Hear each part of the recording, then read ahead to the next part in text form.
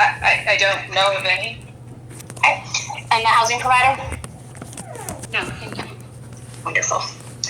Hearing none, the tenant appellant may proceed, but first, would you like to reserve any time for rebuttal?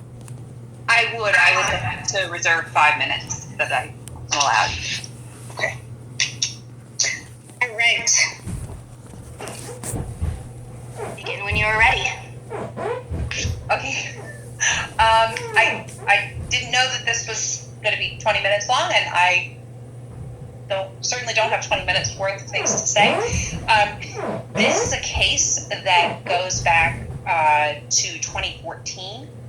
I was the tenant at this location at 490 M Street, and I filed a petition in the fall of 2014. There was finally a hearing on that in the summer of 2016. In 2016, the decision came down in December of 2016. I disagreed with part of the decision, and I submitted I submitted something on the 23rd. I sent something via USPS to the 23rd. The deadline was the 26th of December, and when I sent that petition in to ask that I had time, that I essentially had time enough to get an appeal, it was apparently received on the 27th. And then the administrative law judge, as a result of that, said that I had, because I had missed that deadline, and because in waiting for his response, I had also subsequently missed the appeal deadline.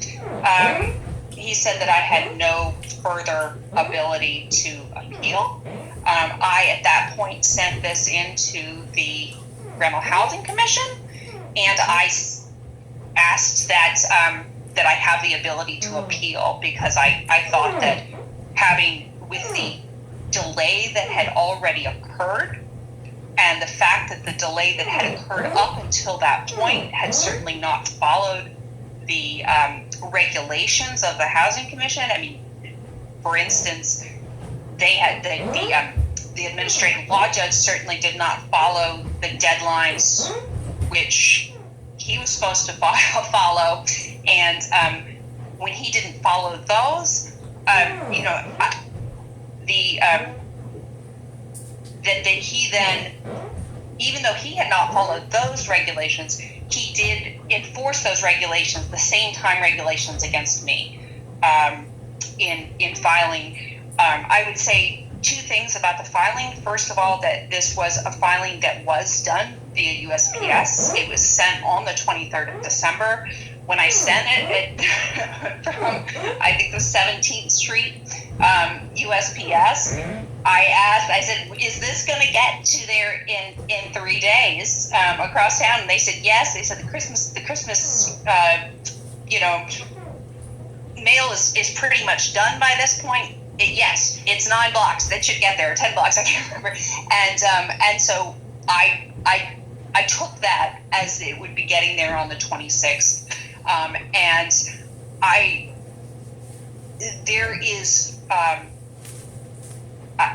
believed that it would get there in that time. So that is what I would say.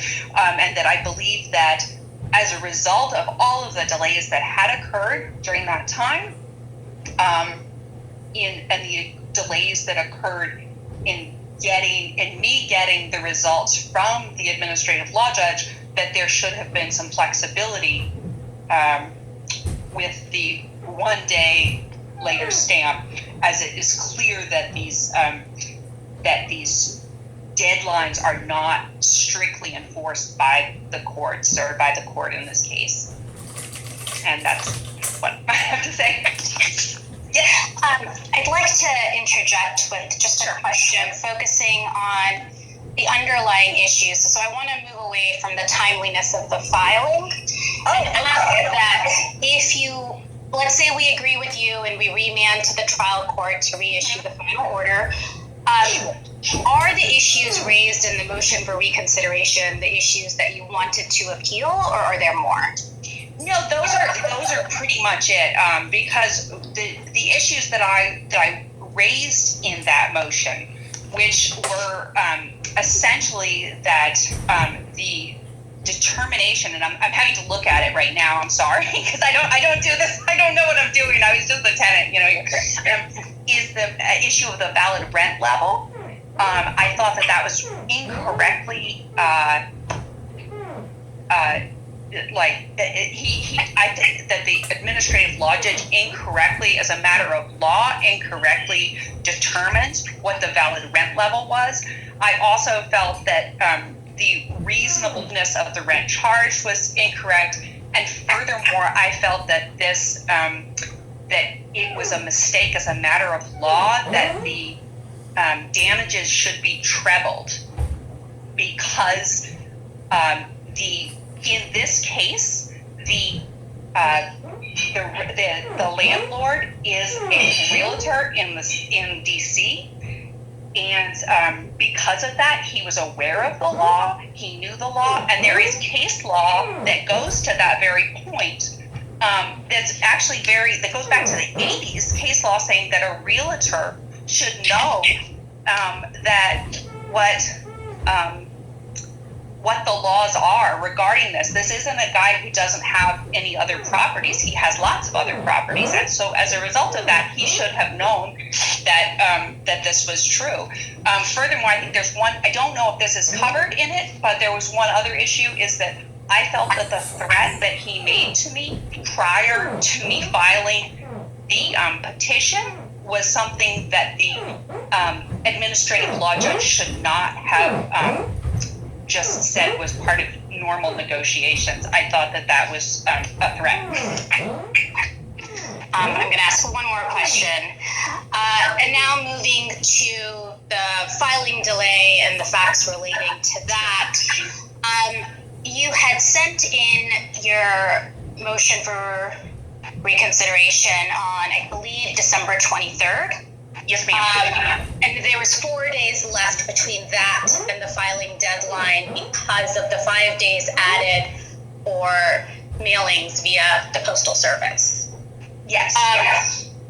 But the rule only gives you 10 days to file a motion for reconsideration. So technically, do you believe that your motion was technically a day late?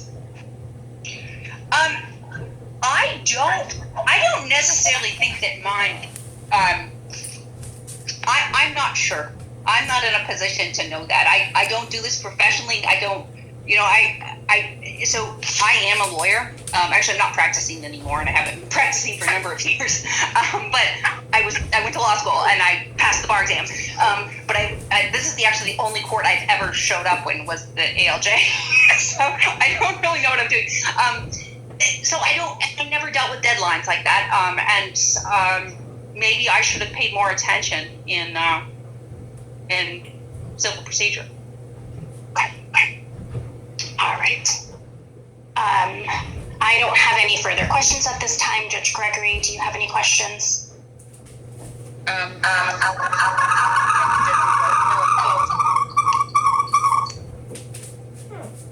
Okay.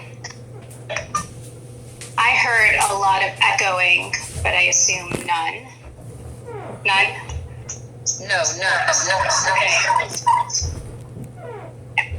All right. And Ms. Duncan, you still have time left on your allotment, but seeing as though you have nothing else to say at this time, we can move on to the housing provider. I was under the impression, and this is just, I was under the impression that this was just a petition, that this hearing was only about the filing date. So I do apologize. I didn't understand that. So I would have some more to say, and maybe I will have something more in the rebuttal time. Right, and the issues before this court do relate to the filing deadline. I just had other questions. I was just curious to know, to the extent that we agreed with you, if there were more issues than those raised in the motion. Oh, okay. You are correct. Like, I did not but we do not need to get into substantive discussion about anything else. Okay. You're fine there. All right, at this time it is 10:46, and we can turn to the housing provider whenever the housing provider is ready. Thank you, Commissioner. Excuse me, as I stated, my name is Kate Clower, and I represent Steve Gross, the housing provider respondent in this case, and we're requesting that you confirm Judge Vergeer's order of February 14th, 2017, wherein he denied Ms. Dungan's second motion for relief from the final order. I think it's worthwhile to point out some of the relevant dates that are important in this appeal. So Ms. Dungan is correct that on December 12th, 2016, Judge Vergeer issued his final order. The deadline for filing a motion for relief from that final order pursuant to the rule was 10 days plus 5 for mailings. So the deadline for filing a timely motion for relief from the final order was December 27th. Ms. Dungan stated that it was received, she mailed her motion on the 23rd via mail, and she stated incorrectly that it was received on the 27th. It was actually received by the OAH on December 28th. This is all discussed in Judge Vergeer's January 5th, 2017 order in footnote 1. There was no briefing before the commission, so I think that this order, as well as our motion, our opposition, that we filed on January 27th, 2017, are both really the documents that I will be relying on, and I would have made the same arguments if there had been any briefings. So Judge Vergeer, in his January 5th, 2017 order, construed Ms. Dungan's motion as a motion for change from final order. And he went through, like I said in footnote 1, his basis for making that determination on the timeliness. In that order, he addressed the merits of Ms. Dungan's request for relief and denied the motion. After that order issued, Ms. Dungan, realizing that her time for appeal had passed, filed her second motion for relief from final order.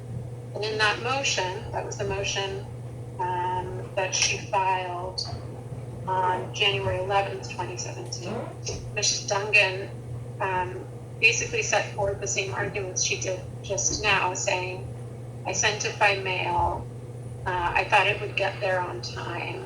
Please just reissue your final order so that I can start over my time. That is not a basis for reissuing the final order.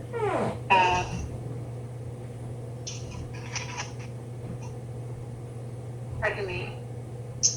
An administrative law judge can change a final order due to mistake, inadvertence, surprise, or excusable neglect. And that's pursuant to OAH Rule 28.12. Here, the only basis that Ms. Dungan sets forth, yes.